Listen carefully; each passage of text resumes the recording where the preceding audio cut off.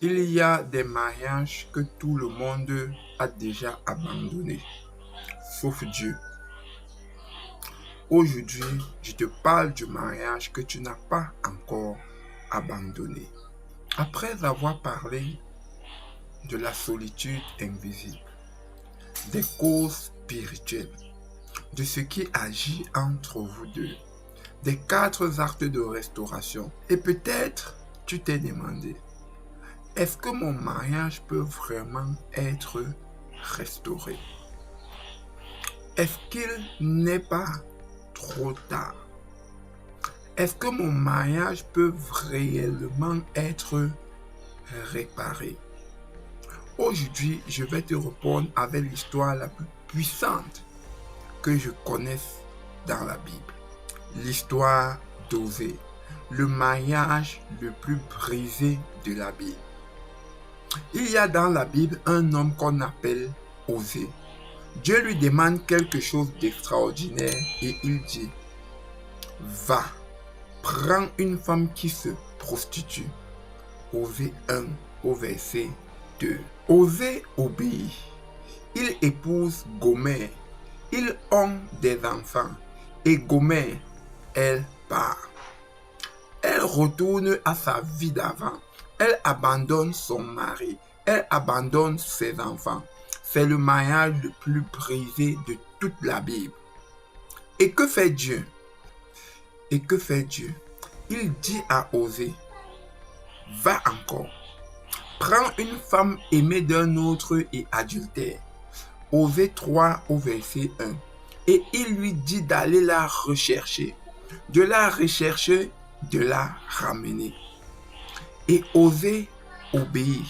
Il va au marché, il la rachète, il la ramène chez lui. Cette histoire, elle n'est pas seulement l'histoire d'un couple, c'est l'image de ce que Dieu fait avec chacun de nous. Avec chacun de nos territoires brisés, il rachète, il restaure, il ramène.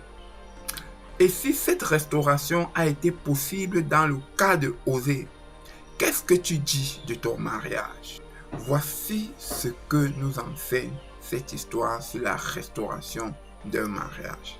La restauration d'un mariage demande une décision qui dépasse les émotions. Osée n'avait probablement pas envie de retourner chercher Gomère. Il avait été blessé, humilié et abandonné. Mais il a pris une décision qui dépasse ses émotions du moment. Une décision de volonté, une décision spirituelle. Dans ton mariage, la restauration commence quand tu décides de dépasser ce que tu ressens pour choisir ce que tu veux construire. Deuxième chose, la restauration demande de voir l'autre différemment. Osée aurait pu voir Gomère comme la femme qui l'a trahi, mais Dieu lui a dit de voir comme quelqu'un qui peut être racheté. Est-ce que tu peux voir ton conjoint ou ta conjointe non plus à travers ses manques, mais à travers ce qu'il ou elle peut encore devenir? Troisièmement, la restauration demande une intervention extérieure. Osée ne s'est pas restauré seul.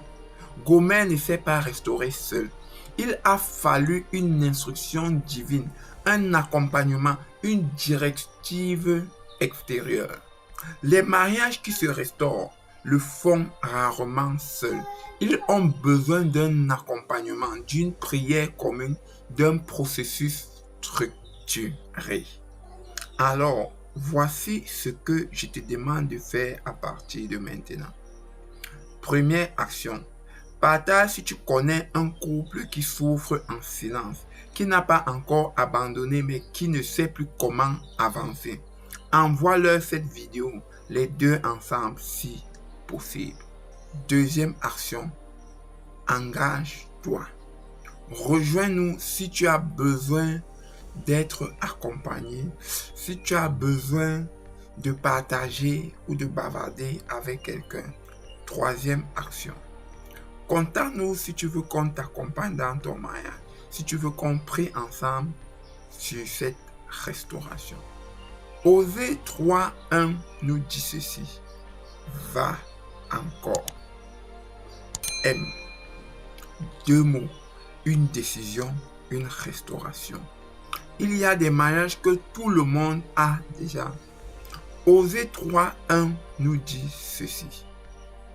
Va encore. M. 2 mots. Une décision, une restauration. Il y a des mariages que tout le monde a déjà enterrés, sauf Dieu. Est-ce que le tien en fait partie? N'oublie jamais ceci. Ta réalité n'est pas ta vérité.